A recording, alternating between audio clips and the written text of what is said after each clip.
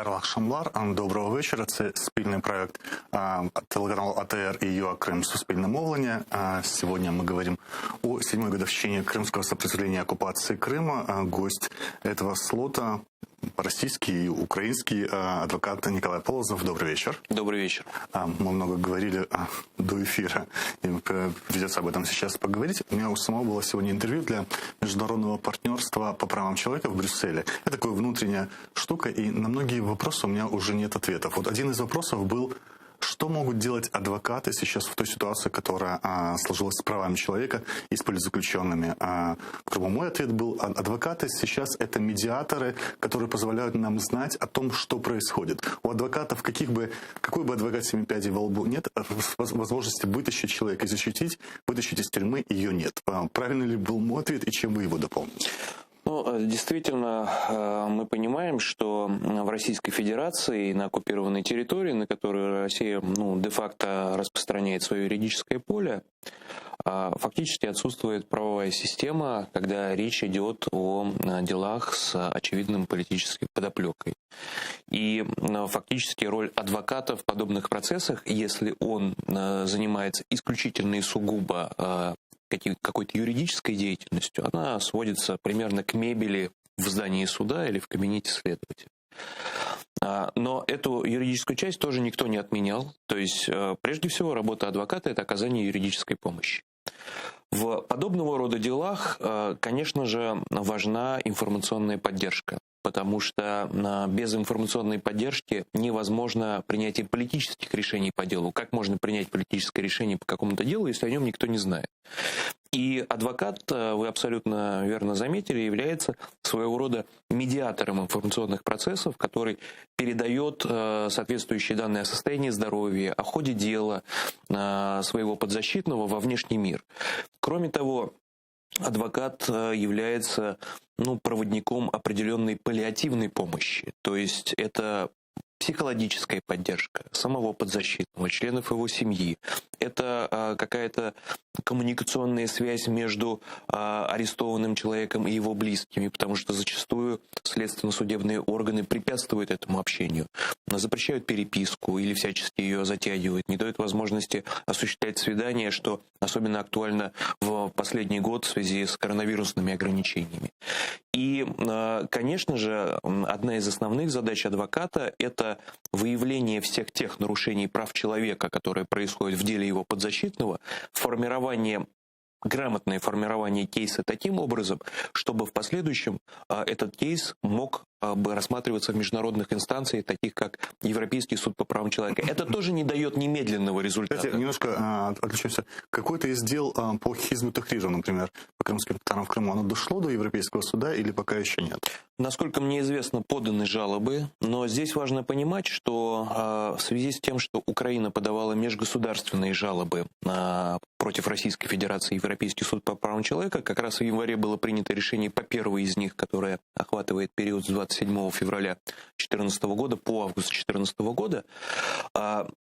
Суть такова: Европейский суд не может рассмотреть частные жалобы, пока Большая палата не рассмотрит межгосударственную, не очерчит границу юрисдикции этого суда. И фактически все те жалобы, которые на протяжении 7 лет поступали в Европейский суд из оккупированного Крыма, они находятся в таком листе ожидания, пока не произойдет рассмотрение большого дела, большой жалобы. Поэтому говорить о том, что в настоящий момент приняты какие-то позитивные решения, пока преждевременно. Эти жалобы находятся на рассмотрении суда, но им пока не дан ход. Але у Європейського суду з прав людини нема можливості витягувати людей з в'язниць. Правильно? Європейський суд може звернути увагу на порушення якихось процедурних норм і змусити Росію виплачувати якісь суми. Да? Витягувати з в'язниці неможливо. Он работает следующим образом. Существует Европейская конвенция о защите прав человека, в которой предусмотрены ряд прав, базовых прав, которые обладает человек, находящийся под давлением со стороны репрессивных органов государства. Право на жизнь, право на справедливое судебное разбирательство и так далее, и так далее. Если в ходе производства по уголовному делу были допущены нарушения указанных прав, то Европейский суд принимает решение, которое состоит из двух частей. Первая часть заключается действительно в обязании государства осуществить некую денежную компенсацию за нарушенное право. Вторая часть заключается в своего рода инструкцией для государства по изменению нормативно-правовой базы, которая бы исключала повторение подобных историй в будущем. И, в принципе, Россия выплачивает по решениям Европейского суда денежной компенсации. Со второй частью все гораздо сложнее. В Украине ситуация наоборот. То есть денежные компенсации — это очень большая проблема, но законодательство меняется. Существует особая форма, когда человеку угрожает опасность жизни и здоровью. Существует 39-е правило регламента Европейского суда, которое позволяет в качестве предварительной меры суду вынести решение, обязывающее государство освободить человека или перевести его в какие-то условия, где исключена угроза его жизни и здоровью.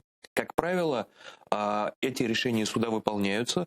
Однако на примере недавнего дела в отношении российского политика Алексея Навального, которого по 39-му правилу Европейский суд обязал Россию выпустить, мы видим, что Россия проигнорировала это решение суда. Подобное игнорирование было и в предыдущие годы. Например, по делу сына Мустафы Джемилева суд европейский выносил решение о том, что Хайсер не должен быть вывезен с территории Крыма, но российские власти его все равно вивезли і фактично проігнорували це рішення суду. Нагадайте мені по більшій справі, яка для росіян відома, це справа Ходорковського. Да? Це ж теж була політична справа, але він 10 років відсидів. І це була добра воля Путіна, здається, коли його відпускали. Тому люди в таких розголосних справах навіть не мають можливості вийти, ніж люди, які були менш відомі, були неполітичні. Тобто в неполітичних справах легше вийти з в'язниці, ніж в цих. В том числе благодаря коррупции.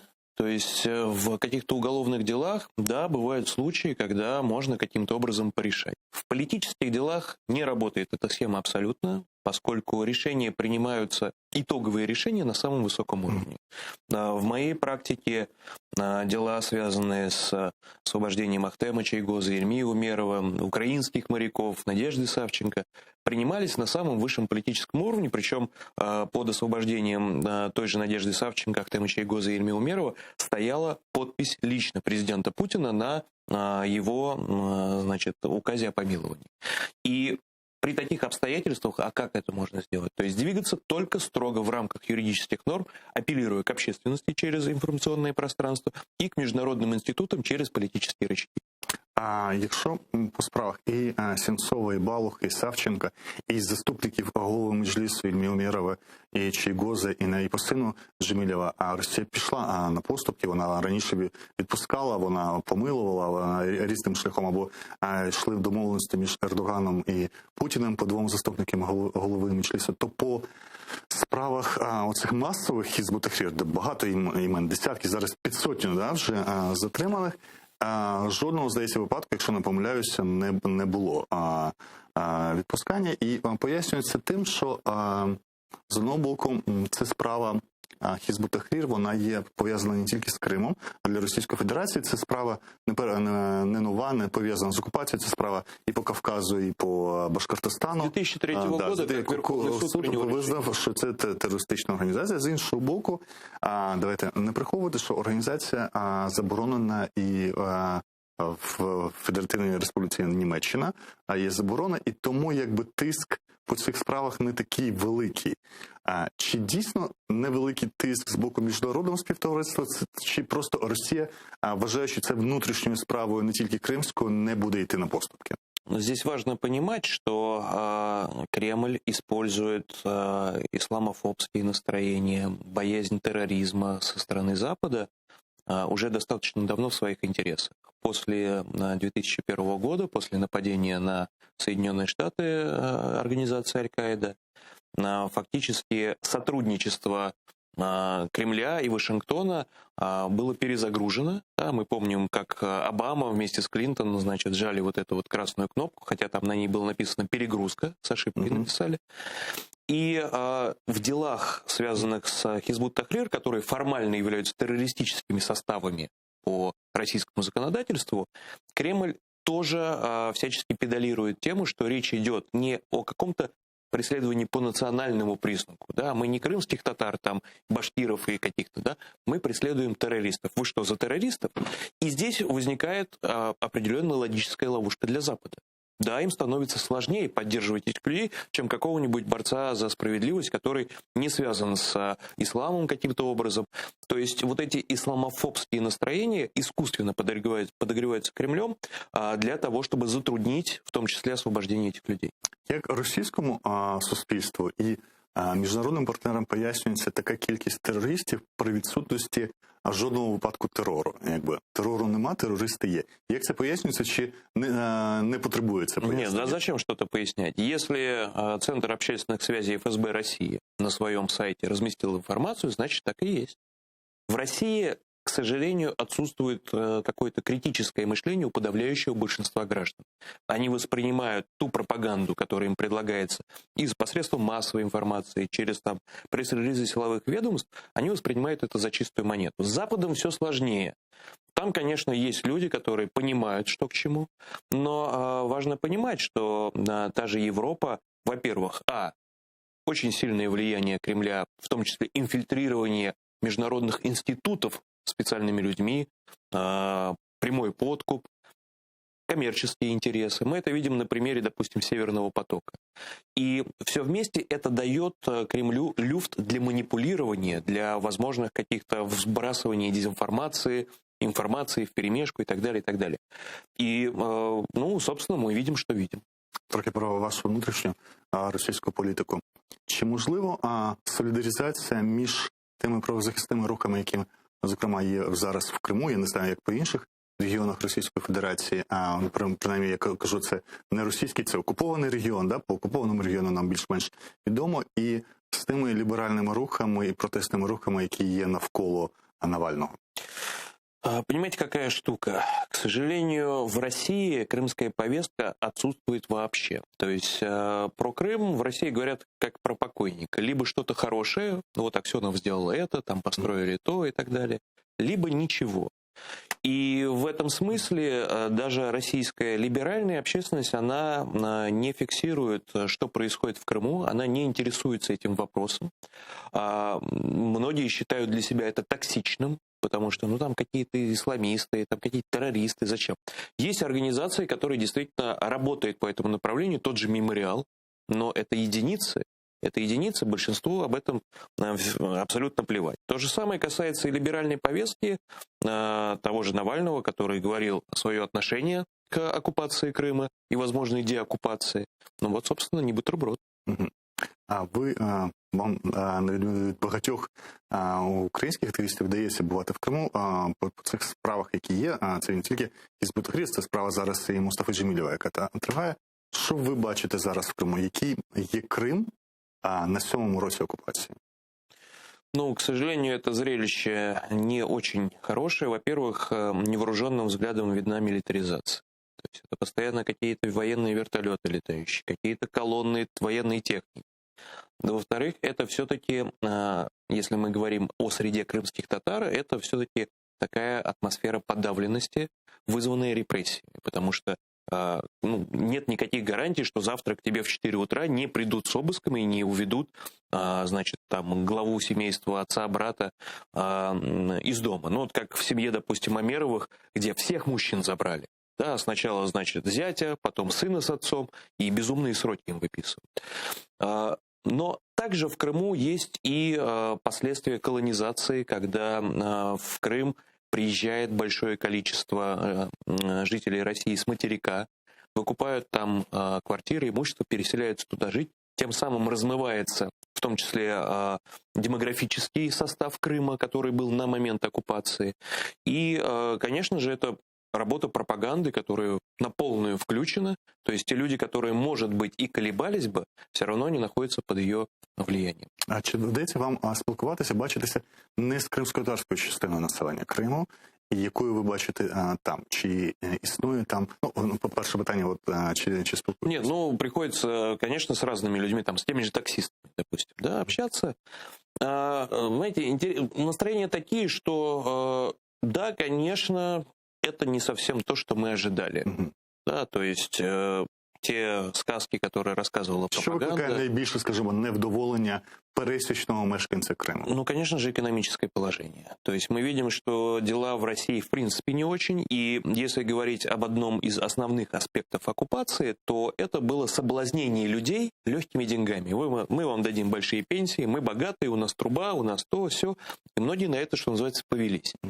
Когда люди столкнулись с реальностью, когда они видят, что происходит там, отъем имущества, да, когда застраивают заборами все подходы к морю, когда сейчас вот начнут земельные участки в марте у не граждан России изымать в Крыму, конечно же, это не добавляет им оптимизма. И разговор такой, что вот один человек мне прямо сказал: да, в Украине у нас тоже мы жили не очень хорошо, но мы хотя бы могли выйти и сказать об этом. А сейчас мы, должны на кухне полушепотом между собой об этом обсуждать. Тобто українська ностальгія є в Криму? В определенной степени есть, она связана именно с тем, что было отнято, с элементами свободы. Да, потому что свобода — это что-то эфемерное, в карман ее не положишь, но когда ее отнимают, это становится ощутимо. Тобто, наскільки ця цінність свободи є для широкої частини населення важливою? Важно понимать, что все-таки для человека важен больше полный желудок и наполненный холодильник, да, чем какая-то возможность выйти и побунтовать, против власти с какими-то лозунгами.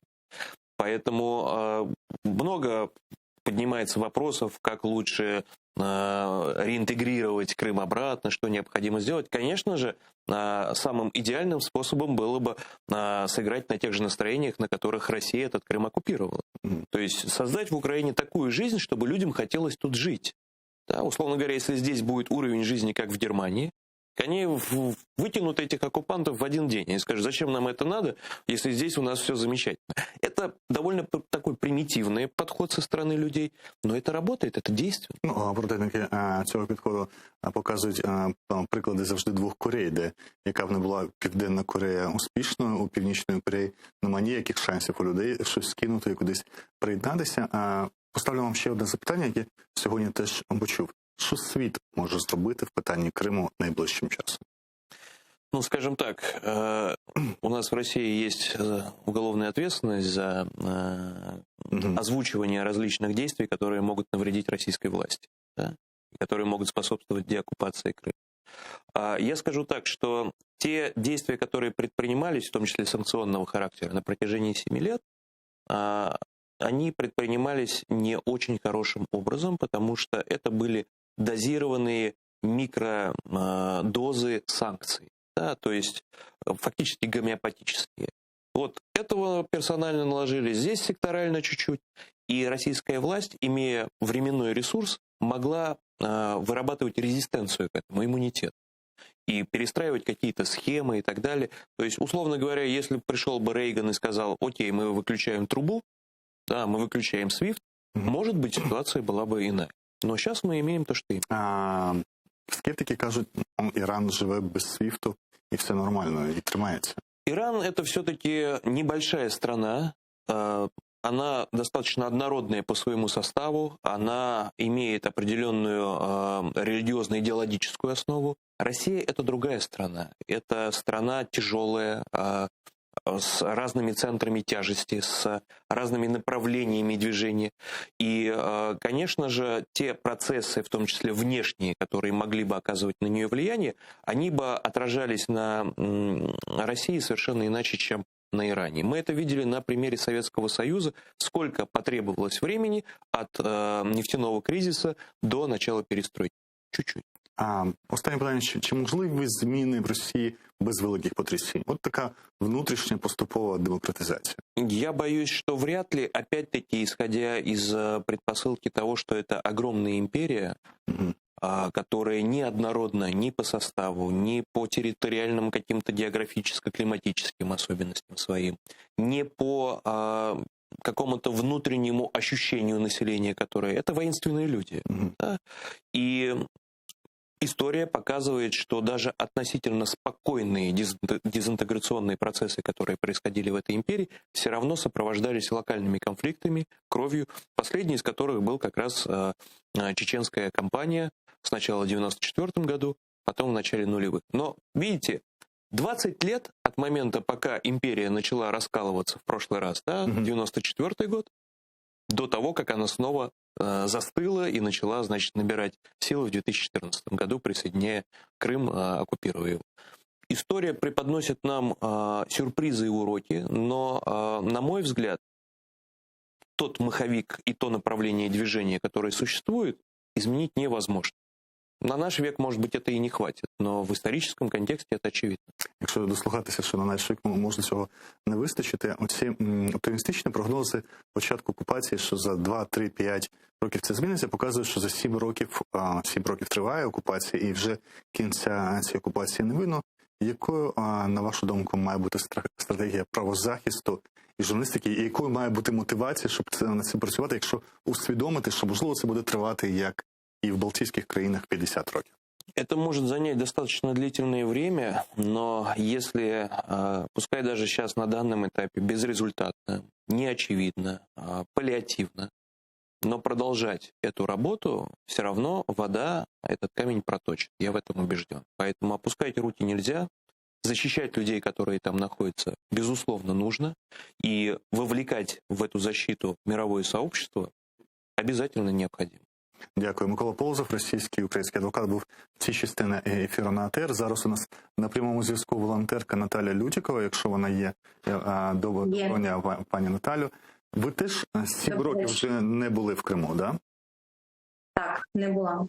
Якраз ми сьогодні говорили про ту частину Криму, яка має особлювати українськість Криму. Що українського зараз зберігається в Криму?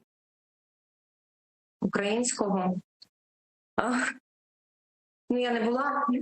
Можу опиратися тільки на те, що мені розповідають друзі і рідні. Українського дуже мало. Якщо говорити про візуальні речі, це пам'ятники, це таблички досі, дорожні знаки. Насправді там досі дуже багато українських, на це звертають увага. Але головне – це люди. І людей, які не сприйняли окупацію, насправді в Криму, хоча це вважається, що це не так, їх дуже-дуже багато. В першу чергу це кримські татари, які були проти, якраз сьогодні річниця подій, коли кримські татари масово вийшли на захист територіальної цілісності України. Це дуже-дуже багато людей, які чекають повернення Криму в Україну. Вони там є. Вчора був на день народження Лесі Українки, в Ялті було дуже багато квітів біля її пам'ятника. Микола Полозов, адвокат, який був зараз в ефірі, він каже, що дійсно це можна помітити по квітах, які з'являються біля пам'ятника Шевченка часто по квітах, які з'являються біля Лесі Українки. Тобто українське досить приховано стало. Да? Тобто люди зберігають українськість, але ховаються дуже сильно. Ми бачимо, от сьогодні були, здається, Людмила Денісова говорила, що в всьому Криму лише 250 школярів отримують освіту українською мовою. Чому нема запиту вимагати, принаймні, на рівні освіти? Це ж не політичне питання, да? Це питання, скажімо, з точки зору російського законодавства, українська мова теж державна в цьому окупованій Республіці Крим. Чому нема вимог більшої від українського населення через такі культурні і освітні речі вимагати своїх прав? Страшно, просто страшно. Страшно висловлювати позицію. Подивіться, що робить російські окупанти з кримськими татарами. Затримання відбувається щотижня, вже більше 300 дітей без батьків полишені. І я думаю, страх не дає можливості заявляти про свої вимоги, права. Поговоримо про те, про що я говорив з Миколою Полозовим, про що запитують і міжнародні правозахисники. Що українська держава зараз може робити з тим, щоб підтримувати в Криму, перше, ці дві групи, які залишаються лояльними кримсько-татарську частину і українців, як можна підтримувати правозахист і як можна підтримувати ті залишки журналістики, які залишилися в Криму? Для початку не треба вимикати фінансування каналу АТР. І в принципі Україна має підтримувати і розвивати всі інформаційні канали донесення інформації достовірної до жителів окупованих територій, зокрема Крим. Тому що насправді зараз Крим знаходить кримчані, люди, які там живуть, вони вже усвідомили, що вони там ті, хто за Росію, вибачайте, вийти. Ті, хто за Росію виступали, вони в більшості своїй вже зрозуміли, що потрапили на великий обман, і будь-яка інформація альтернативна, вона впитується. І от для мене особисто прикладом стало, нещодавно вийшов фільм «Крим. Зневоднення» про проблеми з водою в Криму і реальні причини цих проблем. І я цей фільм розіслала всім своїм контактам в Криму, навіть тим, які підтримували свого часу окупацію. І ви знаєте, коли дивилися до кінця, це стало таким холодним душем. І от донесення інформації правдивої про те, що відбувається, які є шляхи виходу, які є права у людей в Криму, як вони можуть захищатися від свавілля окупаційної влади. Зараз вони все це впитують як губки. І це треба робити, це має бути політика окрема, яка включена в стратегію деокупації. І от я, до речі, хотіла сказати, я знаю, що сьогодні засідання РНБО відбувається, і одним з питань там є якраз розглядається стратегія деокупації. Данилов там її доповідає. І от я хочу сказати, якщо мене почують наші можновладці, почують представники опозиційних партій, мене, моїх друзів кримчан, яких дуже широке коло, які виїхали, які зараз знаходяться в Криму, є недовіра до цього документу. Пов'язано це з тим, що ми не розуміємо, у нас немає довіри до влади, яка там вимикає фінансування телеканалу ОТР, наприклад, і не розуміє важливість його функціонування. До влади, яка сьогодні Зеленський говорив про річницю сьогоднішню, і він же так і не назвав окупанта його імені. Він не сказав Росія, він сказав знову хтось окупував Крим, він написав це слово хтось. Потім він говорить, що Крим там сам якось потім повернеться. Тобто немає такого тих людей серед тих, хто розглядає, представляє, які б викликали довіру саме у людей до суспільства.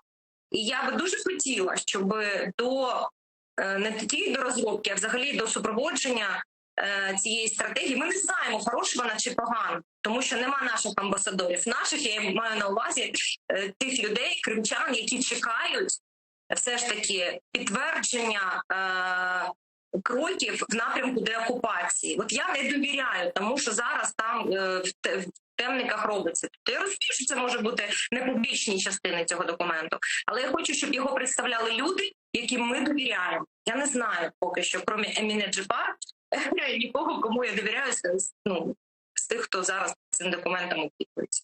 Дякую, Наталя Лютікова, волонтерка, переселенка з Криму. Говорили про стратегію, в тому числі і до окупації Криму. Ми продовжуємо марафон, який спільно проводимо з ЮА Крим Суспільним на АТРі. І наступний гость народний депутат України і один зі спікерів фракції Європейської солідарності Олексій Гончаренко. Доброго вечора. Олексій, до речі, трошки пов'язано близьке до вас, або, можливо, буде питання і відповідь в одеському пабліку сьогодні. Десь побачив, що не можна повертати те, що саме не хотіло опиратися, і наводять приклад, що, от, наприклад, в Одесі не вдалося зробити Одеську Народну Республіку і там в Харкові Харківську Народну Республіку.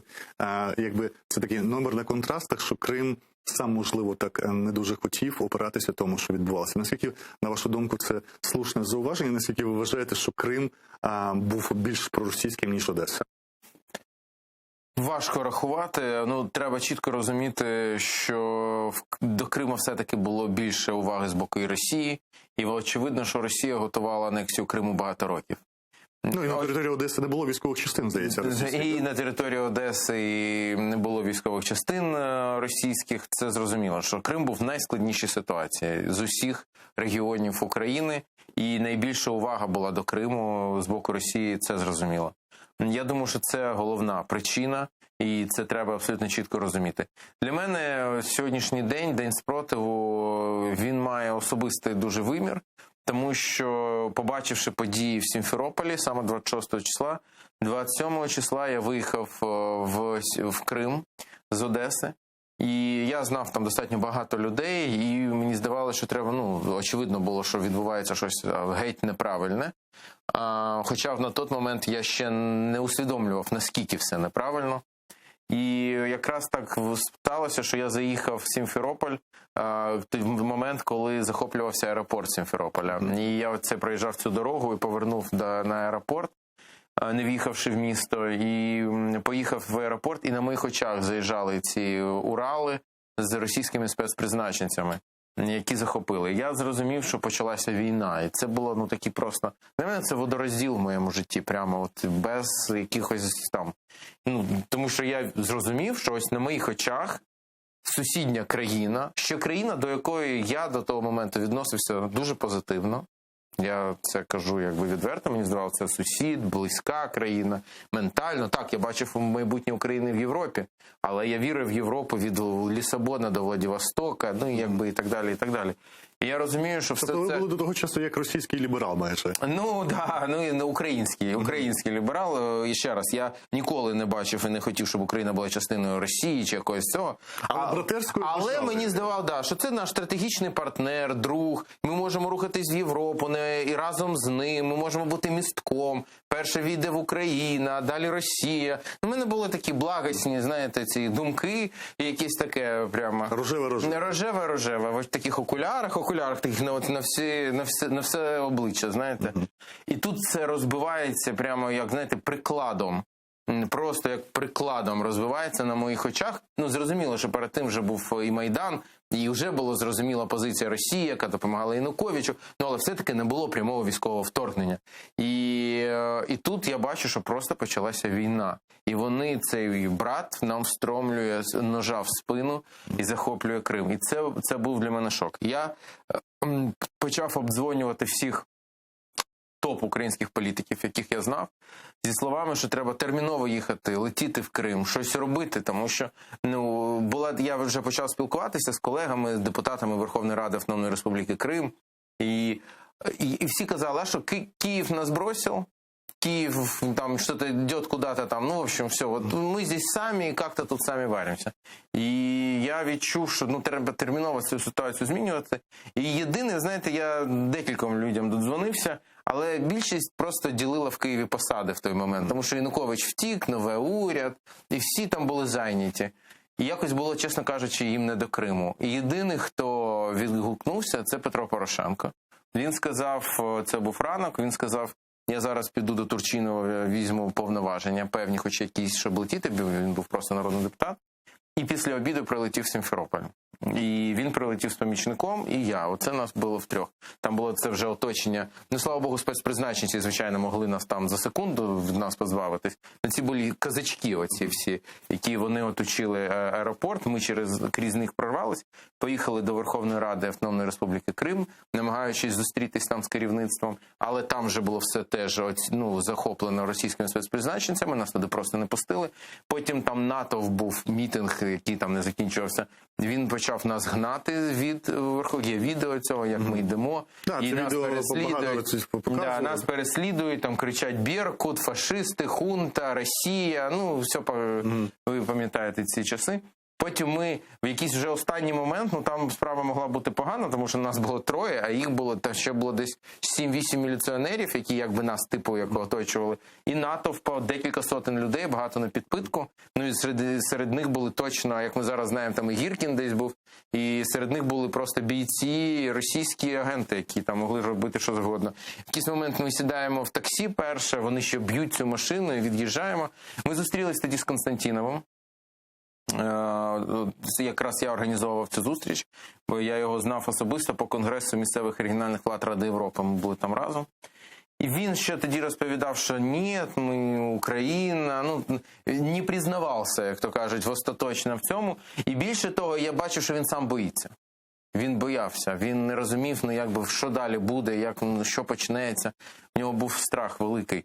І ми тоді сказали, що давайте створювати спільну робочу групу Верховна Рада України, Верховна Рада Автономної Республіки Крим. Він сказав, давайте.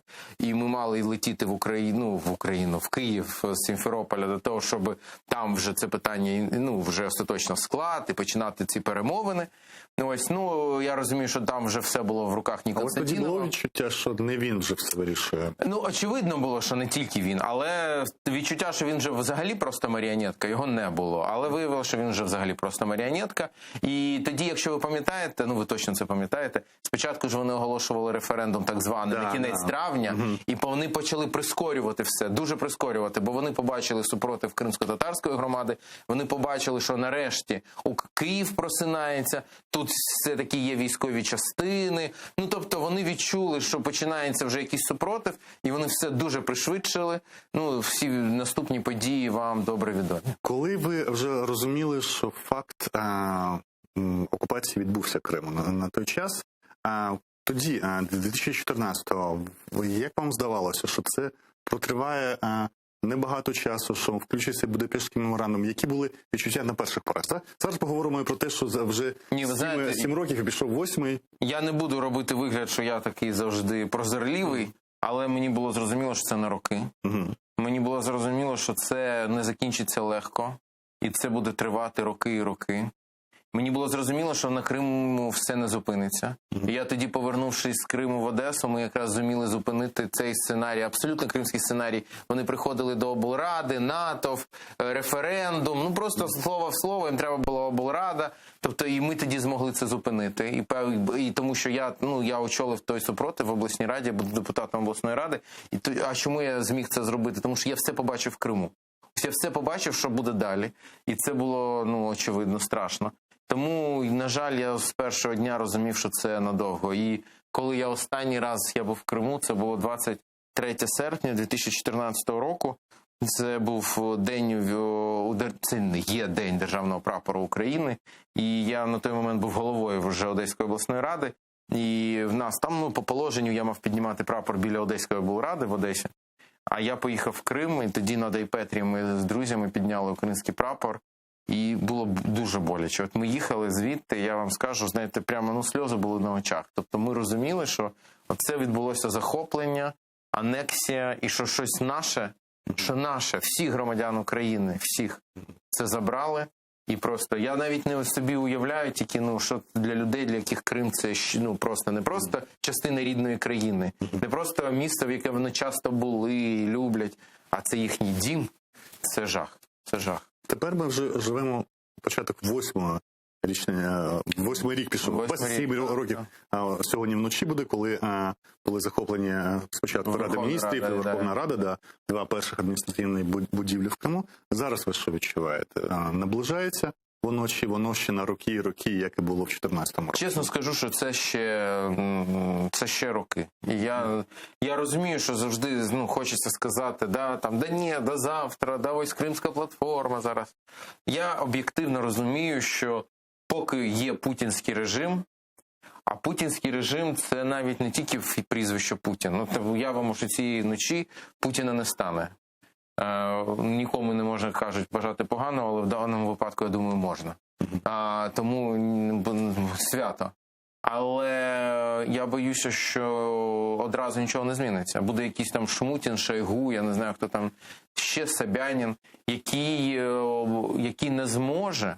Тобто віддати Крим, грубо кажучи, це деконструкція путінського режиму. Вона відбудеться, я в цьому впевнений. Як Радянський Союз деконструкція відбулася, при тому, що він був набагато потужніший і сильний, ніж є Російська Федерація сьогодні.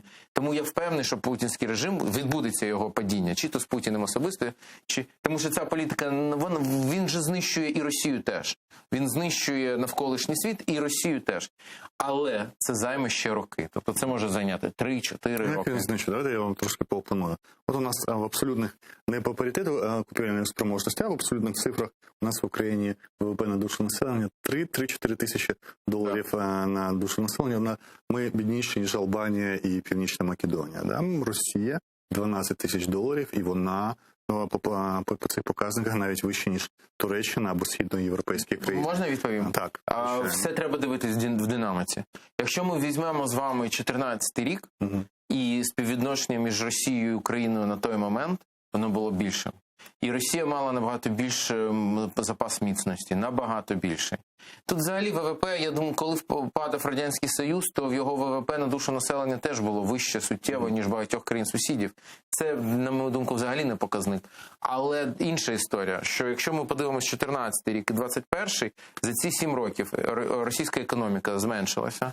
Російські резерви не просто зменшились, фонд національного, декілька фондів в них вичерпані в нуль, які вони там тримали сотні мільярдів доларів, сьогодні їх просто немає. Декілька суттєво зменшилися. Сама легітимність цього режиму, це головне. Тобто віра людей в цей режим. В 2014 році після Криму, Крим наш, оце там піднесення імперське таке, оця ін'єкція така дуже, як наркоману цьому російському народу, він дав цю ін'єкцію імперськості. За 7 років великою мірою вже ейфорія пройшла, санкції, бачимо, як виходять ці молоде покоління на вулицях протестує, вони ненавидять Путіна. Навальний, вся історія навколо нього. Тобто Росія за ці 7 років стала суттєво слабшою. Україна за ці 7 років стала сильнішою. Так, ми ще не стали сильніше за Росію, давайте чесно казати. Але ми на позитивному тренді, при всіх наших негараздах, при всіх наших проблемах, але ми на позитивному тренді. Росія на негативному тренді. І рано чи пізно це дасть свій результат.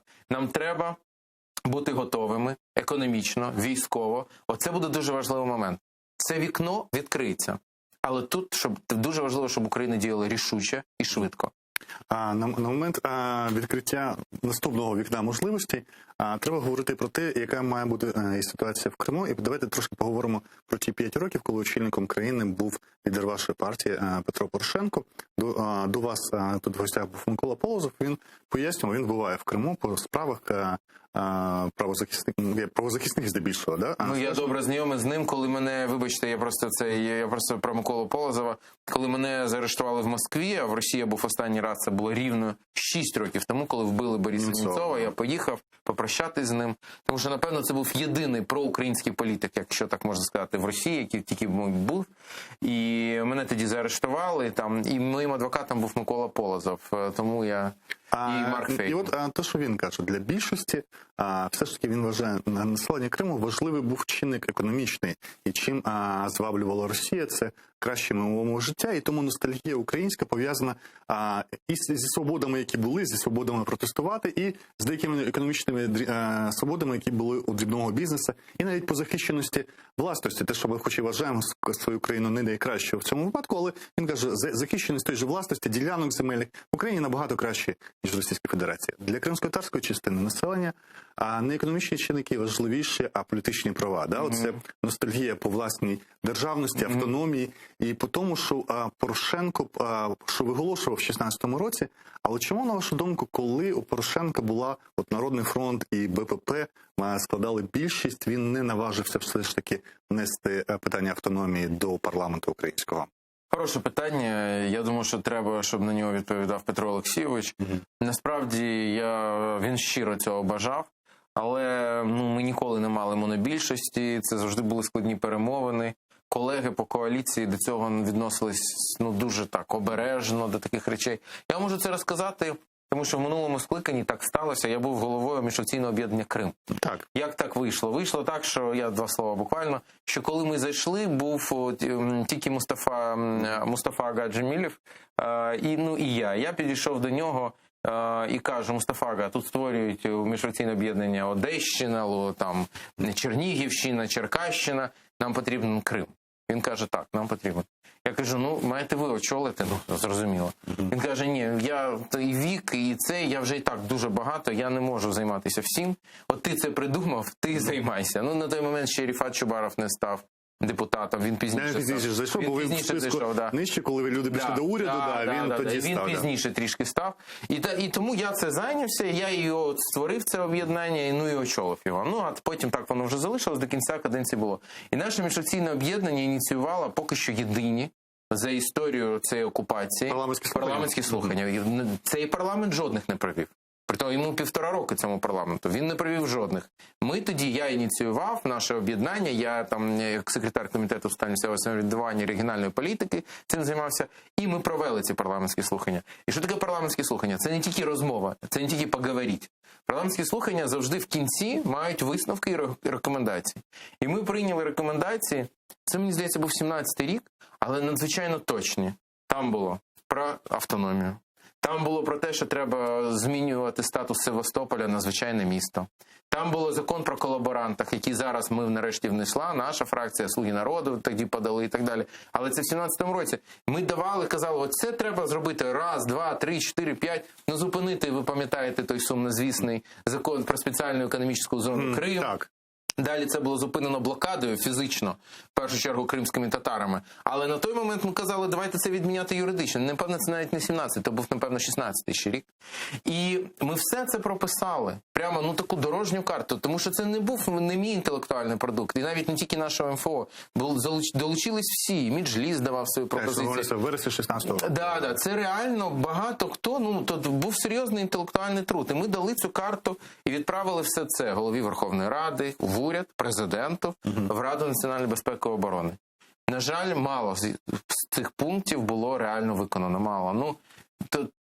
Складна історія. Я думаю, що треба бути більш рішучими і зробити висновки. А скажіть, ви торкнулися того, що у партнерів по коаліції було багато розбіжностей з цього питання. Чи можна сказати, військові українські дуже відверті були 2014 року, коли виходили. Вони казали, до 14-ї готували розглядати кримських татар як засторогу, як таку небезпеку. Да? І коли вже кримські татари оці проривали продовольчі блокади військових частин і забезпечували українських військових принаймні харчами в ці 2 місяці, поки вони там були, а у українських військових було потім розуміння, хто ворог, хто друг. А в політикумі досі є засторога перед кримськими татарами? Досі є побоювання? І з чим вона пов'язана? Вона набагато менша. Але тоді, в 15-16 році, вона була більшою. І, а те, що до 14 року, це окрема історія, взагалі зрозуміло. Історія така, що казали, а раптом вони завтра скажуть, ми хочемо власну державу, і ми не хочемо, і тоді Крим не є Україною, і що ми, тут Росія, тут кримські татари, а може їх підтримує Туреччина, а може ще щось. Такі розмови були. Вони є і сьогодні, їх набагато менше, тому що, мені здається, кожній притомній людині кримські татари довели своєю патріотичністю і своєю позицією. Насправді, кримські татари мають повне право на національну культурну автономію. Це, взагалі, про це навіть і мови немає. Але при тому довели, що для кримських татар Україна – це є їхня держава. І вони так відносяться до цього. Я це абсолютно бачу. І тому я тоді це казав колегам. І зараз впевнений в цьому. В мене немає секунди сумніву. Спрогнозуйте дії теперішнього президента щодо Криму. Очікується, що щось буде розглядатися сьогодні на Раді національної безпеки та оборони. Окрім того, якщо попередні 1,5 роки його вважали... Вже з'явились новини, ще ні? Поки не знаю. Зараз подивимось. Вважалося попередні 1,5 роки, що він більш схильний так поступатися Росії в питанні Криму або не порушувати його зайвий раз, щоб не дратувати. Але ми побачили по останніх його діях, принаймні по відношенню до Медведчука, що він може діяти рішуче в напрямку Криму. Чого ви від нього очікуєте? Я не є прихильником Зеленського. Так, це відомо. Тому я і запитую. Але я завжди хочу бути об'єктивним. Його останні кроки – потужні кроки. Щодо закриття російських пропагандистських каналів, майданчиків цих антидержавних. Щодо санкцій щодо Медведчука. Є інше питання, розумієте? Я просто бачу, як однією рукою влада захищає інформаційну безпеку, і це дуже важливо. Іншою рукою влада продовжує купувати російську електроенергію, відправляти. Ми мільярд гривень вже відправили з 1 січня в Росію і Білорусь. Мільярд. Це великі гроші для України. Ми могли їх відправити власним енергетикам, шахтарям, не годувати країну-агресора. Це в тому числі допомагати їм утримувати Крим. Це треба припиняти негайно, але це продовжується, і ніхто це не робить. Я бачу дивні вироки судів. Я бачу, що сидить Ріфмайстер, вже другий рік, який воював за Україну. Я не бачу підозр Медведчуку і Козаку, тому що вже пройшов майже місяць. РНБО сказала, вони причетні до фінансування тероризму. Це надзвичайно серйозне звинувачення. Має бути підозра. Підозри немає. І нічого не рухається в цьому напрямку. Я бачу сьогодні вже, якщо ви не знаєте, вийшов в ефір цей перший незалежний канал. Тобто це об'єднані ці 112 і Ньюсван і ЗІК. Вони тепер переоформили це на журналістів, сказали наші власники-журналісти, і повертаються в ефір.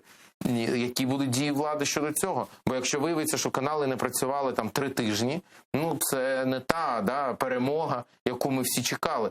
Тобто я на цю хвилину не впевнений, чи Зеленський дійсно нарешті зрозумів, що годі зазирати в очі Путіну, що годі там достатньо просто припинити стріляти, що треба називати агресора агресором. І те, що сказала шановна наша активістка, яку ви включали в ефір, дійсно, я спеціально послухав 4,5 хвилини виступ сьогодні Зеленського. Там нема слова «Росія». Його просто немає. Він, може це і випадковість, але таких випадковостей щось забагато. Тож, мені здається, що є ризик, що останні кроки Зеленського, вони не державницькі, а політичні.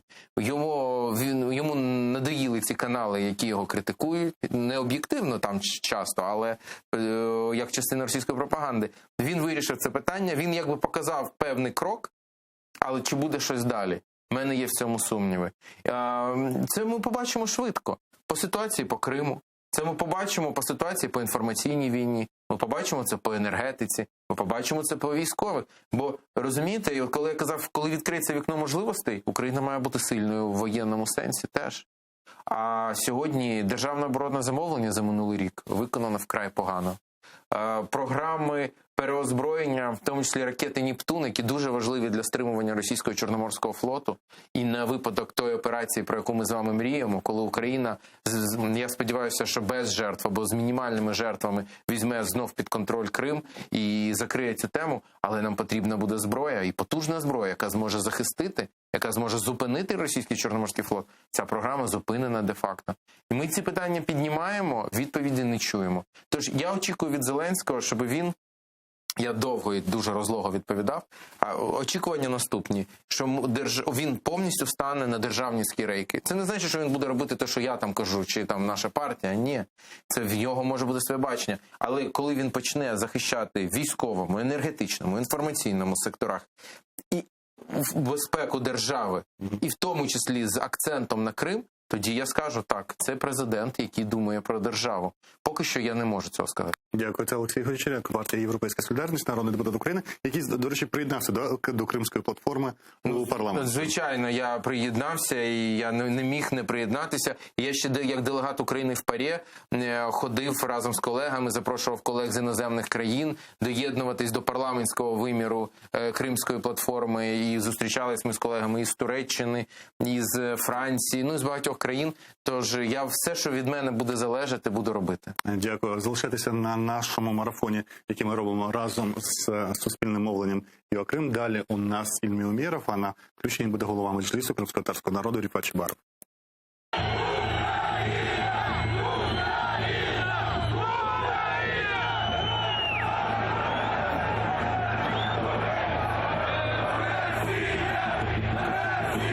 У нас нет сепаратистских лозунгов сегодня, успокойтесь, пожалуйста, все нормально. То есть, сегодня Крым, сегодня это автономная республика Крым, она в составе Украины находится.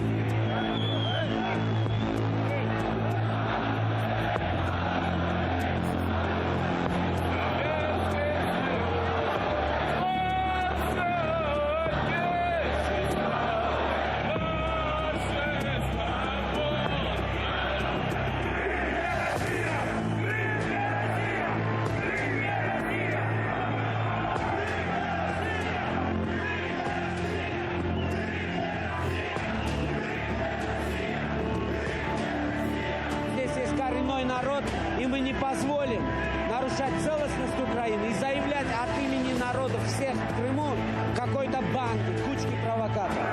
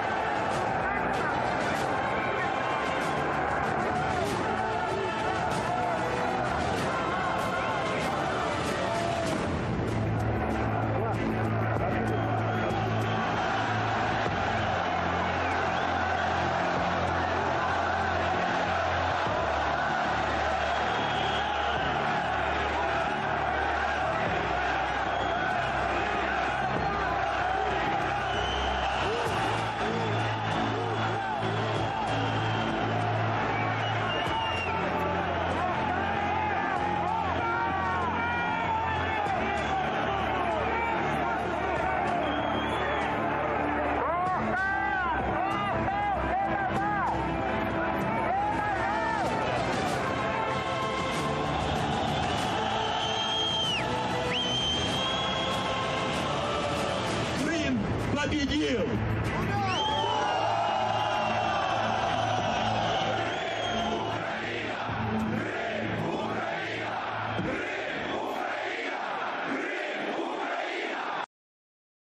Це марафон на АТР, 7 років окупації спротиву, кримського спротиву окупації Криму та Севастополя.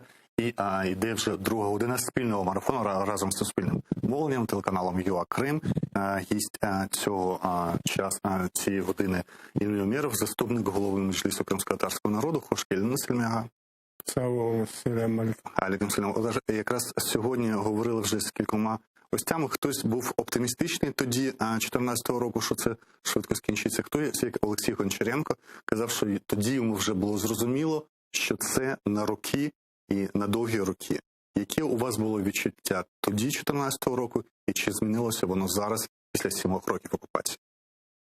В 2014 году, когда были эти события, конкретно 26 февраля, мы когда расходились, уже я один из последних уходил. С Чубаровым, когда прощались, я сказал, лет 10 это Верховная Рада, сепаратистские лозунги больше произносить не будет. Но очень сильно мы ошибались. Все произошло в ближайшую же ночь.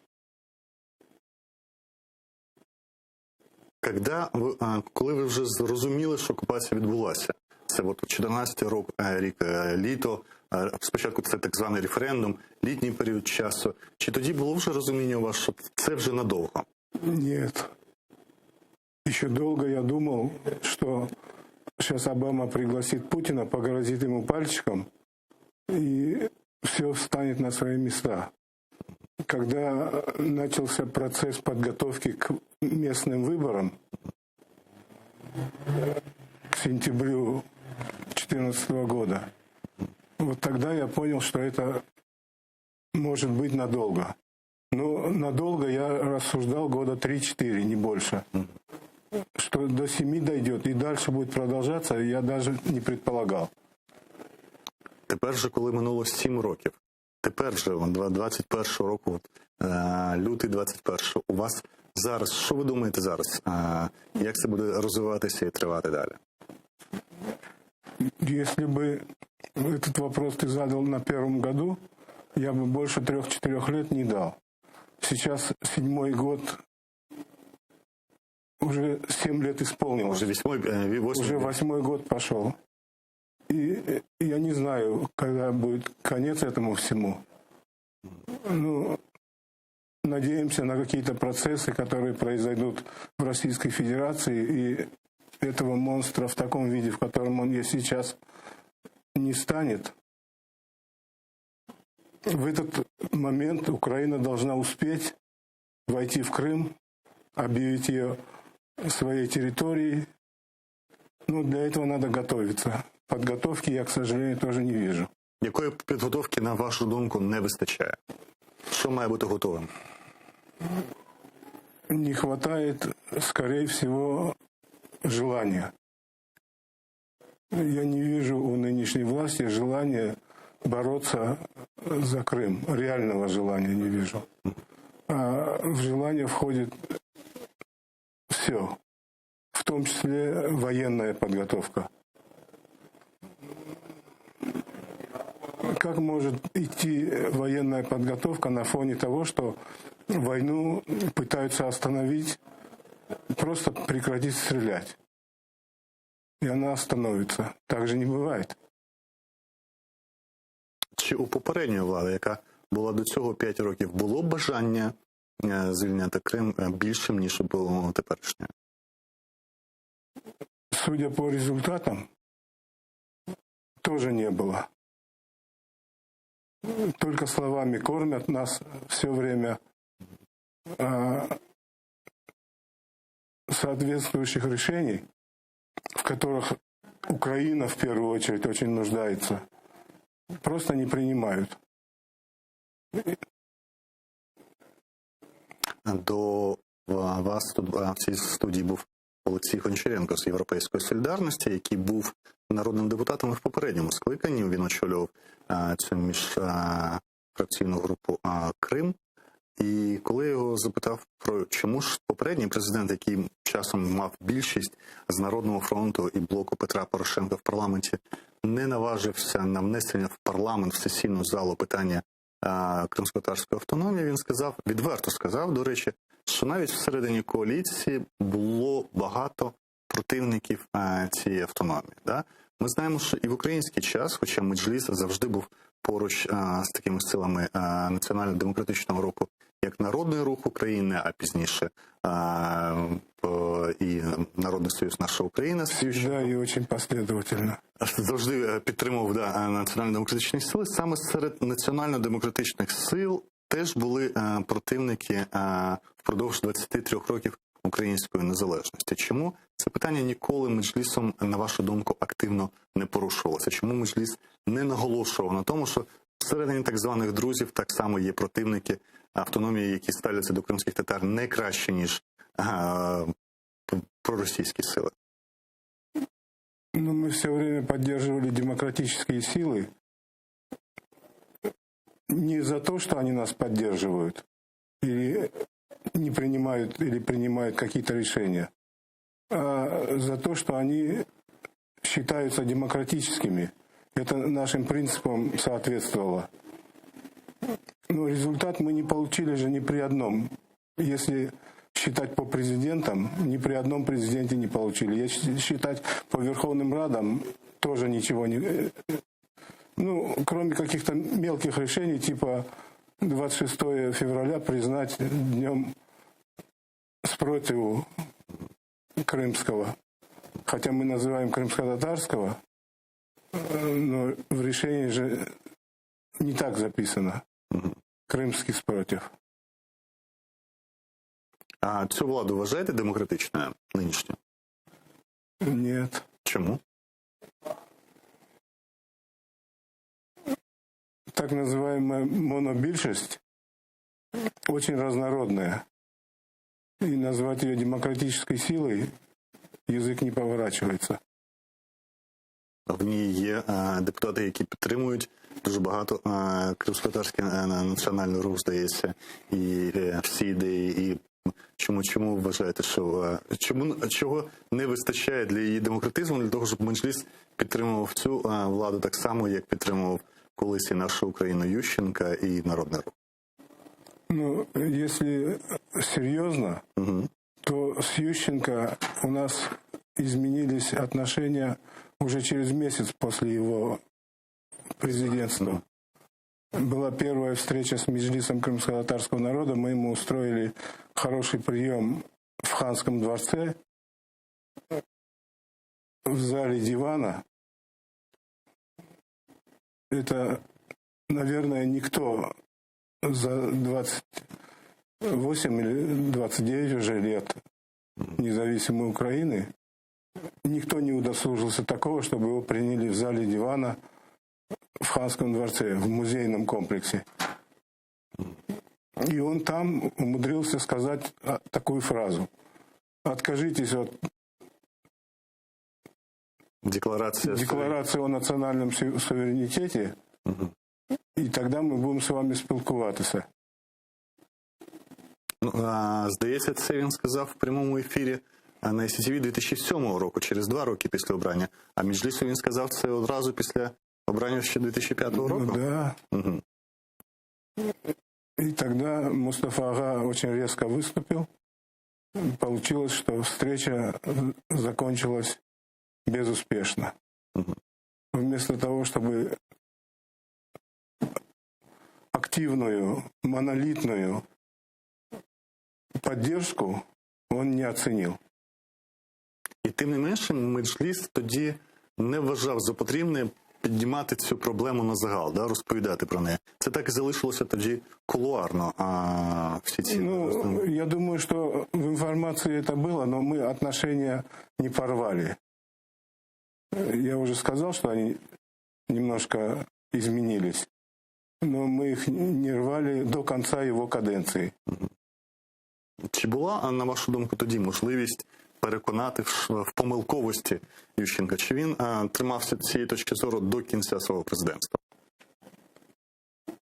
Я, к сожалению, не могу на этот вопрос ответить, потому что я все время находился в Крыму. А депутаты, которые Рифат Чубаров и Мустафа Джемилев, которые были в Верховной Раде, наверное, разговаривали с ним на эту тему. Но мы не представляли ее на суд общественности. А в цій Верховній Раді, от в чині, яка зараз є, мабуть, за всю історію це найбільше представництво кримських татар, да? 3 депутати, завжди було 1-2, а 3 – це максимум, який є. Чи достатньо цього, щоб голос кримських татар був потужно почутий в українському парламенті? Для того, чтобы голос был услышан, и одного голоса достаточно. Но чтобы принимались какие-то решения, конечно, 3 тоже недостаточно. Ну, ми ж розуміємо, не може бути 226 кримських татар в українському парламенті для ухвалення рішень. Тому тоді що робити для того, щоб хоча б якісь питання або топонімії Криму, які не потребують ніяких вкладень, або статусу кримсько-татарського народу, який не потребує змін до Конституції, нарешті з'явилися в сесійній залі. Що для цього треба робити? Для этого надо, чтобы президент Зеленский решился, на самом деле реально решился подписать эти законы в случае их принятия. 226, я думаю, это совсем без проблем. А 3-й закон изменения в 10-ю статью Конституции требует 300 голосов. Там немножко надо будет напрячься. Я вообще не вижу проблем с первыми 2 законами. Это о коренных и о статусе крымско-татарского народа. За часів Кучми 99-го він ухвалював такі рішення, був указ визнати Меджліс, фактично членів Меджлісу, радою представників кримсько-татарського народу при президенті. Ця ж структура була при Ющенку, хоча вона майже не працювала. Да? Янукович її вирішив змінити, коли туди більшістю ввів не представників Меджлісу. За Порошенка ця структура не відродилася. І яким діалог є Меджлісу зараз з чинною владою? Як він виглядає? У нас за 2 года была реально всего одна встреча с Меджлисом, вернее, не с Меджлисом, а с членами Меджлиса, которые живут на материковой Украине. Была одна единственная встреча. С президентом? С президентом. У президента с нами. Ви були на цій зустрічі? Був. Розкажіть, яке ваше враження залишилося від зустрічі з ним тоді, від єдиної зустрічі? Наскільки він розуміє зараз кримських татар і того, чого вимагають кримські татари? Мне показалось тогда, на той встрече, что он ничего не знает о проблемах крымских татар. Он знает, что они были высланы, что возвращаются, что они есть в Крыму. Но чем они заняты, какие у них проблемы, в первую очередь политические, мне показалось, он не знает. Сегодняшнее его выступление по поводу Дня сопротивления как бы опять подтверждает, неразумение, что он не до конца понимает эту очень серьезную, на мой взгляд, проблему. Ведь это единственный, может быть, ключ на пути к деоккупации Крыма. Если закон о статусе крымских татар и закон о коренных в Украине, о коренных народах в Украине будет принят, у него будут все основания на любом уровне говорить, что мы гарантируем реализацию прав коренного крымско-татарского народа в Украине, в Крыму. Крым оккупирован агрессивной Российской Федерацией. То есть у него появится возможность об этом говорить на любых площадках, в том числе в Организации Объединенных Наций, Европейском Союзе, в НАТО. А сейчас у него нет козырей. Дякую. І він не розуміє, що... Ми продовжуємо з вами, Ільмега. Зараз у нас на прямому зв'язку Ріфат Чубаров, голова Меджлісу кримсько-татарського народу і президент Всесвітнього конгресу кримських татар. Hayırlı akşamlar. Rifat ağa. Hayırlı akşamlar ama davetamıza kayıtmağancak hayırlı akşamlar bu 26. fevralde demesi de biraz karan zor gele. Ama hayırlı akşamlar. Hepsine hayırlı olsun.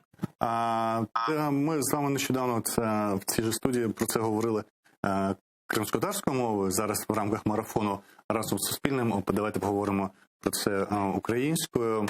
Про діалог Меджлісу як представництво органу кримських татар з чинною владою. Ільмега, от в нашій студії, він згадав, що за цей час була лише одна зустріч у представників Меджлісу на материку з Зеленським. І, окрім того, ми розуміємо, що того механізму, який створив Кучма, Ради представників при президенті, її зараз такого механізму немає. Не знаю, наскільки він був вдалим тоді, коли створював це.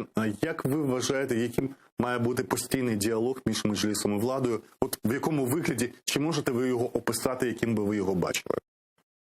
Дивіться, дійсно було не одна-дві зустрічі були, але ми ж не хочемо ефективність нашої роботи чи співпраці міряти кількістю зустрічей. Тут головне, щоб питання, які потребують вирішення, щоб вони не накопичувалися.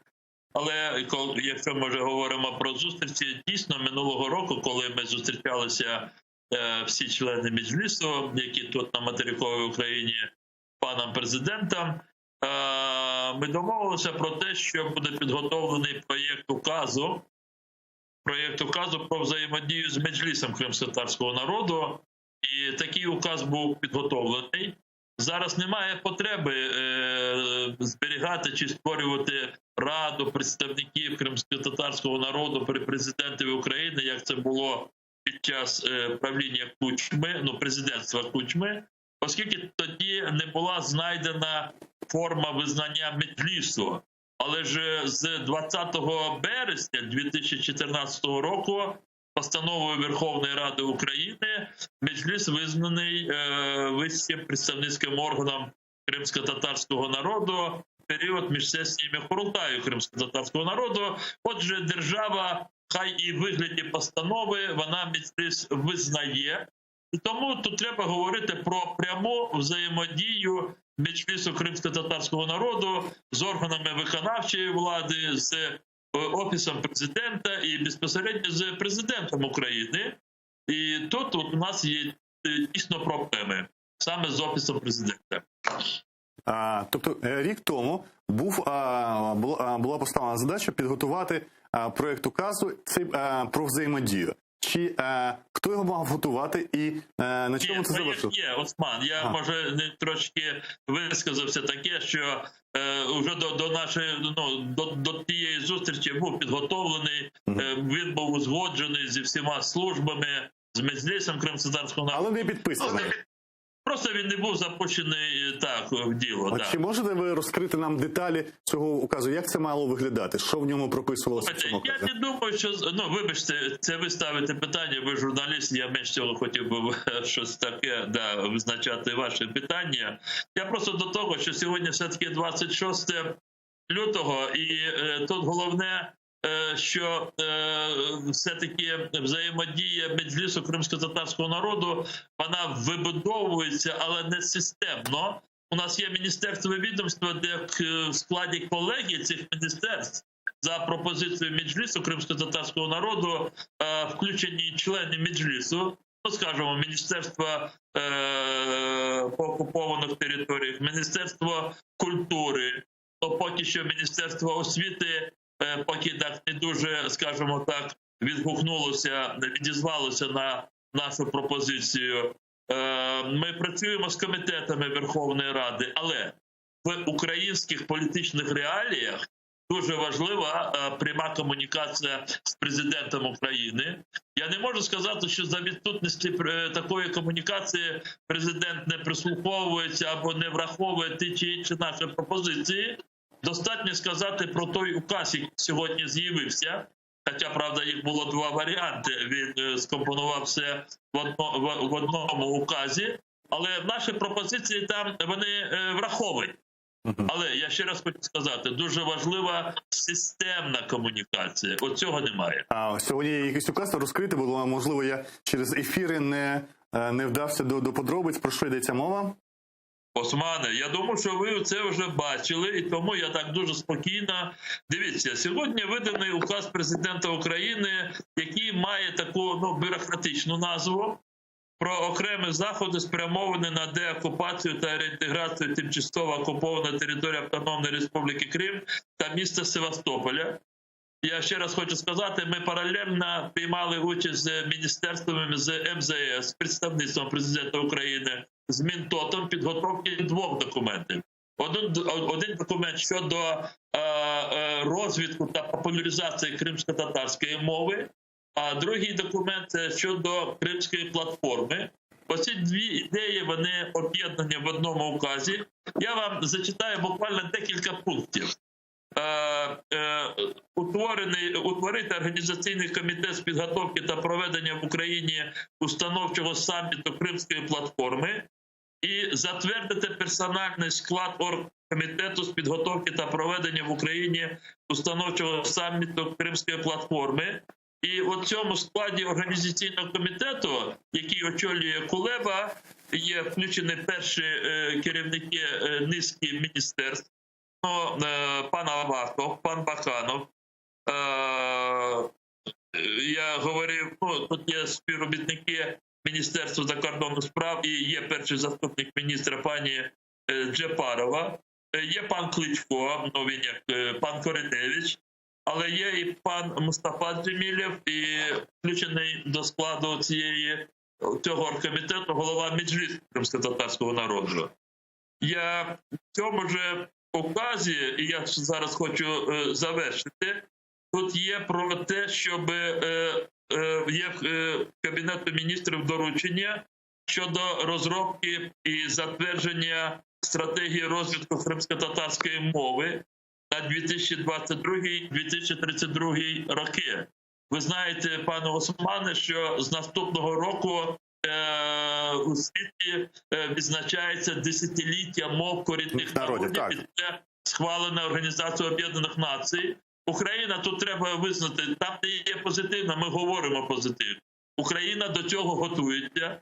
Зараз буквально найближчі дні буде затверджена концепція цієї стратегії розпорядженням уряду України на виконання цього указу президента. Президент каже, підготуйте стратегію розвитку популяризації кримсько-татарської мови на 2022-2032 роки. І тут я оце зачитаю цей шлях і завершу.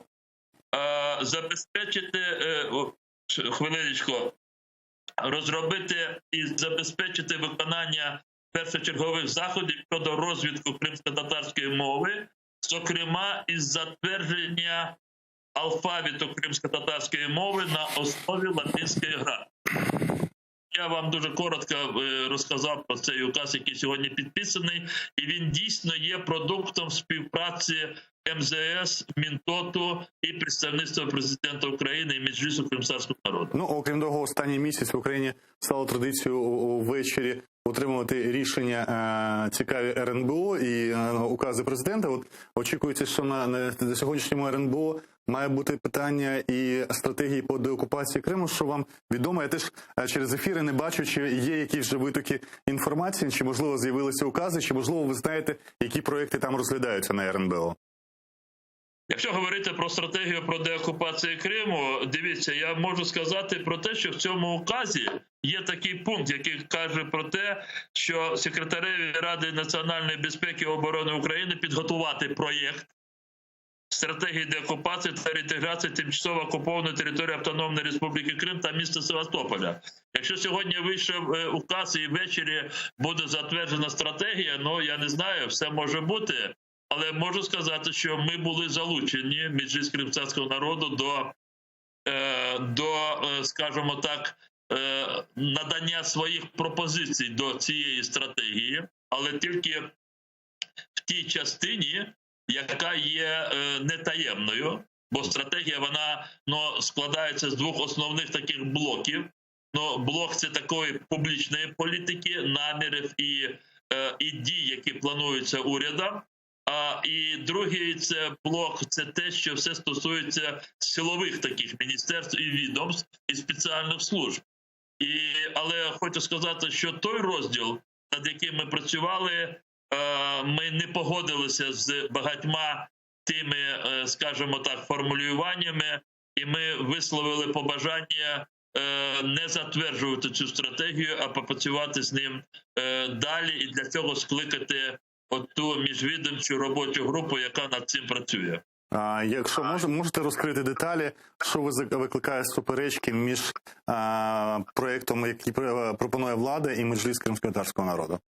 У мене таке було враження, що от ту частину, давайте так, я ж розуміюся про те, що коли люди працюють і щось не враховують, то будь-яка критика, особливо якщо вона жорстка, вона наносить якусь образу, а потім з цього треба якимось чином виходити.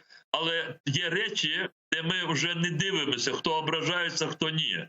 Ми собі уявити не можемо стратегію деокупації Криму, в якій не буде визначено місце, роль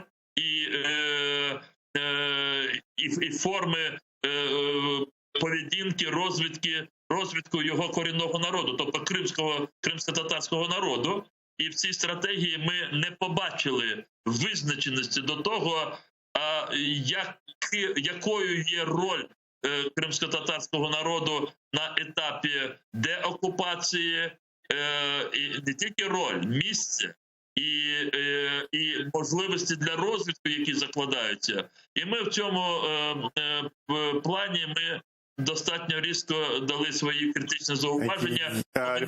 Я правильно розумію, що в тому проєкті, який вам надали, це відкрита частина, а не таємна частина проєкту, ви не побачили, що кримські татари – корінний народ, ви не побачили питання відновлення національної територіальної автономії і не побачили представницьких органів, визнання представницьких органів кримських татар. Оці три питання. Ви абсолютно, Осман. Ну, з вами приємно просто, вибачте, вести розмову.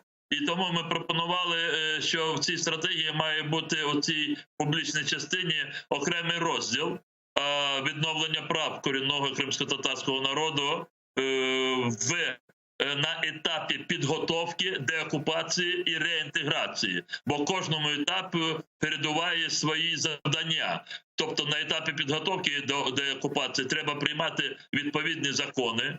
На етапі, власне, деокупації треба готувати такі ж закони, які пов'язані з виборчими системами і таке інше. Так, ми не побачили оцих питань в цій стратегії. Я не запитую, з ким ви ведете переговори, хто готує з президентської сторони цю частину, якщо хочете, можете відповісти. Ні, я можу сказати, ми зустрічалися, знаєте, виявилося так.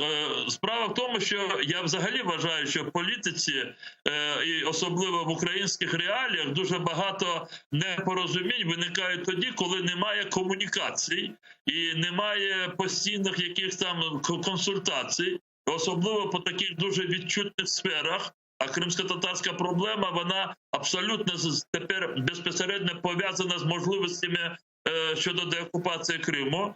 І тому я чомусь про це говорю, коли ми вже почали комунікувати з РНБО, ми запросили секретаря РНБО пана Данилова до Меджлісу кримсько-татарського народу. Ми тут провели достатньо такі, як на мене, корисні для обох сторін консультації.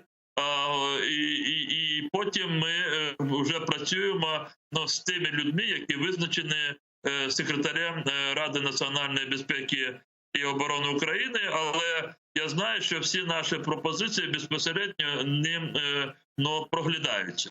А ви кажете, проглядаються. На зустрічі в Меджлісі, як він реагував на ці кілька речей? Корінний народ, національна територіальна автономія, статус кримсько-татарського народу, виборчі права і гарантії кримських татар. Яка була реакція секретаря РНБО?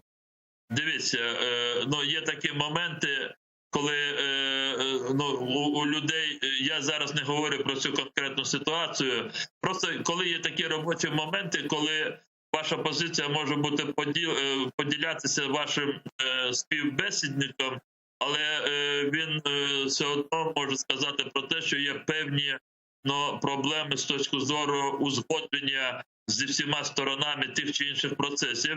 Я так розуміюся, що оцих питання щодо корінного народу, щодо статусу кримського народу, взагалі щодо статусу Криму, кримської автономії, тут є взагалі проблеми в тій команді, яка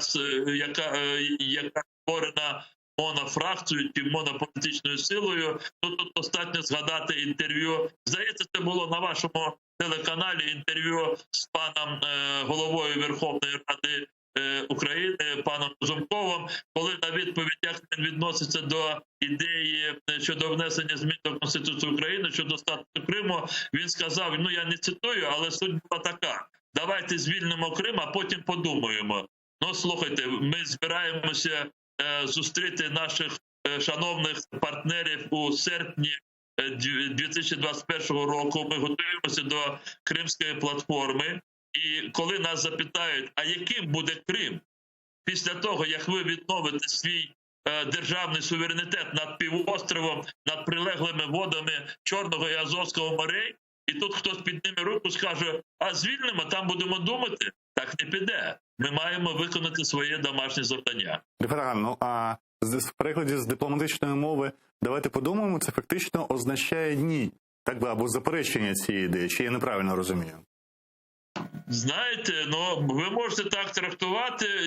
Ні, я тут не хочу когось відоправдовувати чи все таке інше. Я просто знаю, що команда політична настільки, якщо ми зараз говоримо про «Слугу народу», вона настільки обширна, чи об'ємна, чи велика, що там є різні точки зору. Це абсолютно правда. І ви знаєте багатьох людей, які в повній мірі поділяють наше з вами розуміння подальшої політичної історії Криму у складі української держави. Дякую. Це був голова Меджлісу кримськотатарського народу і президент Всесвітнього конгресу кримських татарів Фачі Баров. Ми продовжуємо наш марафон до 7-ї річниці кримського спротиву, окупації, і продовжуємо говорити з Ільмі Умєровим, заступником голови Меджлісу кримськотатарського народу. Що ви чекаєте від Кримської платформи, саміт якої передбачається 23 серпня, і ми бачимо в Оргкомітет включені ключові представники кримськотатарского народа? Ну, я надеюсь, что когда эта платформа заработает, планируется в августе провести первый саммит, там на самом деле будут обсуждаться вопросы, касающиеся предстоящей деоккупации Крыма. Но ни один вопрос, принятый на саммите, не будет реализован, если Украина будет продолжать занимать позицию, не принимать те или иные решения, которые необходимо с нашей точки зрения принять. Ріфат щойно згадав про проєкт стратегії деокупації, який має розглядатися на РНБО, начебто сьогодні. Чи бачили ви цей проєкт, який надавали Меджлісу, і чи, на вашу думку, сприйметься влада ці пропозиції, які ви надали, зокрема, це автономія і статус кримськотатарського народу?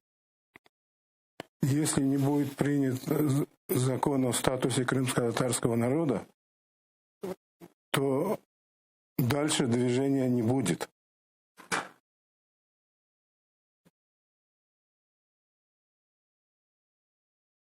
Бачили сам проєкт деокупації, стратегії деокупації, який розробила влада? Ні, я не бачив.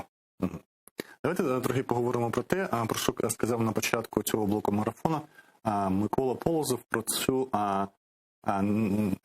деяку депресію зараз серед кримських татар, які живуть на півострові під тиском. Ми розуміємо, що багато справ по Хізбут Тахрір, по кримським татарам, яких звинувачують в належності до екстремістської організації, але є рішення окупаційної влади по Меджлісу і фактично, що паралізувала структури національного самоврядування. Чи вдається зберігати цю мережевість серед кримськотатарського народу, чи фактично національного руху зараз в Криму вже нема? Як ви зараз прокоментуєте? Ну, я бы не оценил, что нет совсем национального движения, но возможности резко изменились, существенно изменились. Сейчас можно заниматься только какими-то культурными проектами, хотя есть активисты, которые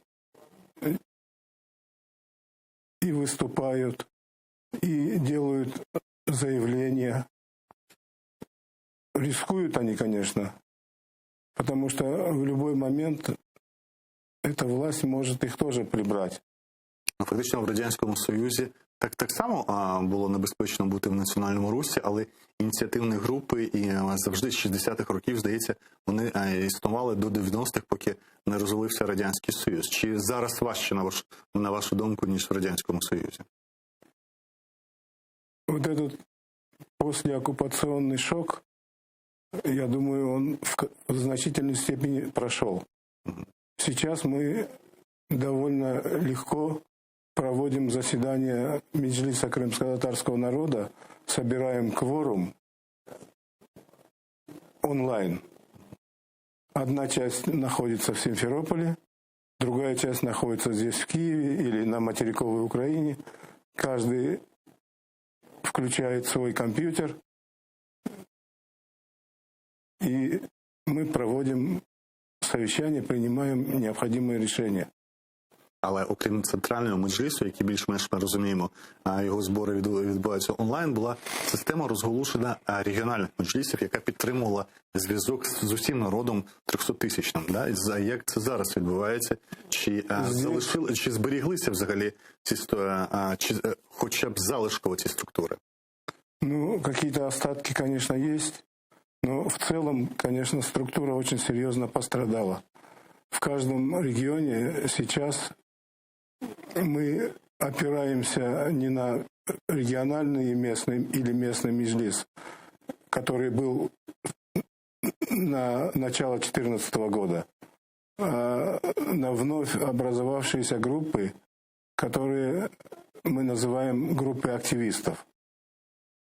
Мы не возвращаемся пока к названию «инициативная группа», но группы активистов в основном уже состоят не из бывших членов местных меджлисов, а из тех, кто примкнул и готов сегодня что-то для своего народа делать. Серед кого більше зараз активізму? Чи серед тих, хто був натренований Радянським Союзом і має цей імунітет, це люди старшого віку, чи приєднуються до активізму молодь в Криму?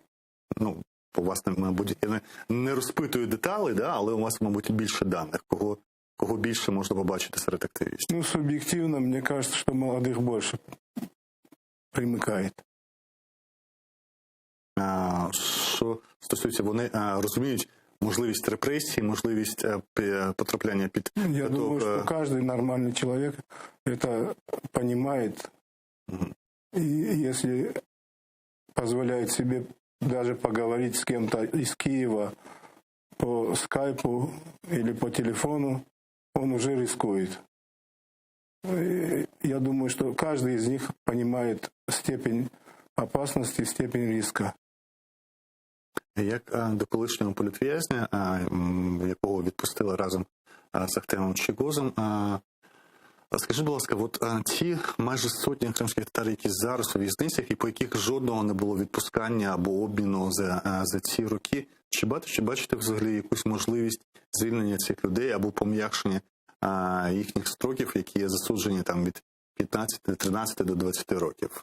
Чи по справах Хізбут-Тахрір, ви думаєте, не буде поступок Російської Федерації? Ну, на сегодняшний день уступок со стороны Российской Федерации на самом деле нету. Ни один из них не был обменен или каким-то другим образом освобожден, кроме двух случаев. Одного последний раз из задержанных, одного отпустили, и на одном из судебных заседаний одного оправдали полностью. Больше примеров, к сожалению, нету. Я думаю, что Российская Федерация будет и в дальнейшем придерживаться позиции Крым – это Россия, это наша территория, и здесь Украина вмешиваться не будет. Сколько сможет Путин, столько будет удерживать эту позицію. Наскільки я розумію, ви керуєте оргкомітетом по підготовці Всесвітнього конгресу кримських татар, да? Ну, оргкомитета как такового нету, просто мы начали... Реєстрацію громадських об'єднань, да, яких будуть не висувати? Не реєстрацію, а виявлення.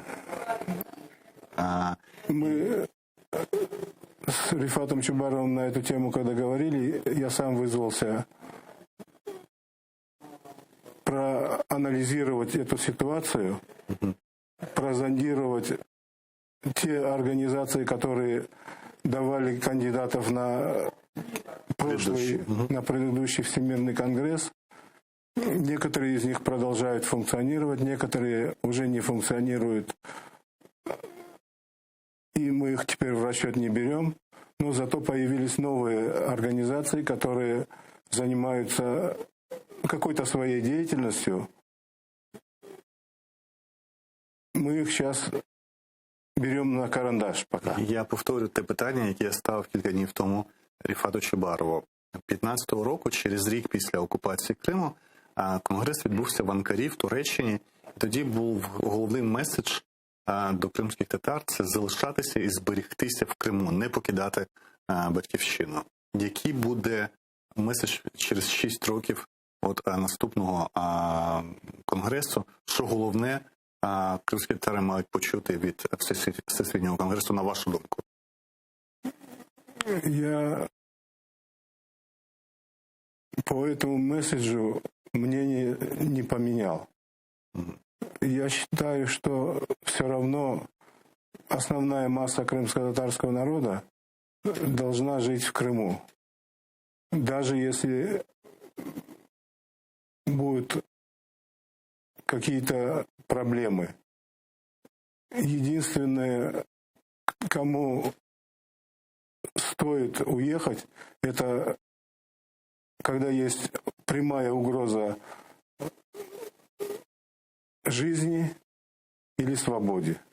Зазвичай люди не знають про це, коли є пряма загроза. Да? Про це стає відомо, коли вже ми бачимо по цих 6 роках, коли відбуваються вже обшуки, а потім людей затримують. Да? Фактично люди про це дізнаються в момент проведення цих дій.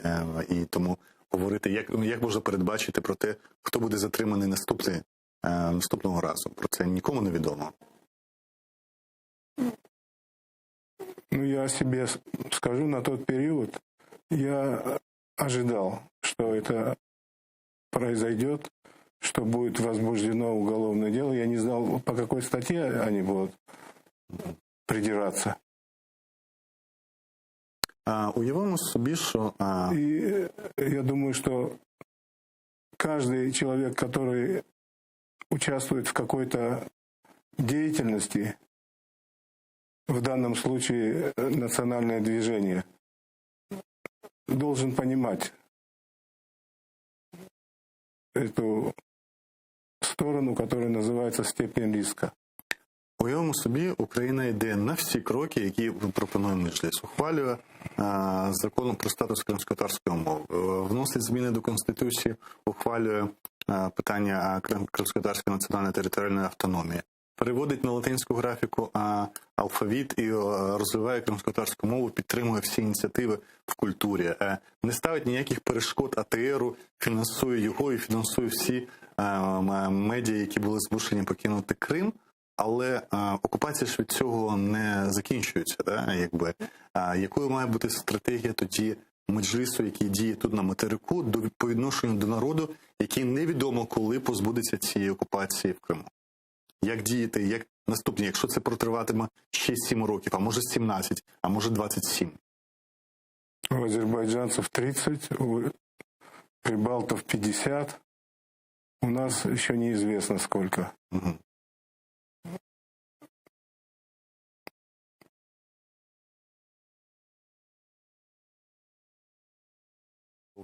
Заступник голови Меджлісу кримськотатарського народу Ільмі Омєров. Ми продовжуємо Саголос Кельгенсчин. І продовжуємо наш марафон на АТР до 7-ї річниці окупації, спротиву кримської окупації Криму і міста Севастополя. Це вже 2-га година марафону, який ми проводимо разом з суспільним мовленням телеканалом ЮА Крим. У нас на прямому зв'язку український філософ Мирослав Переднович. Доброго вечора. Добрий вечір, вітаю вас. Вітаю вас.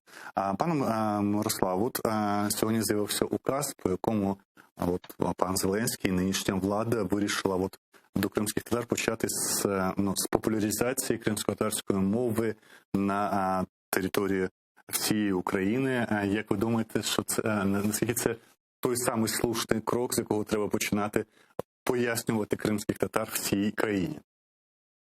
Ну, я думаю, що ваше питання містить уже відповідь. Звичайно, що я не заперечую, що це потрібно. Але починати, очевидно, потрібно з утвердження в українському законодавстві статус Криму як кримсько-татарської національної автономії. Для мене це очевидно, що це мав би бути перший крок української держави.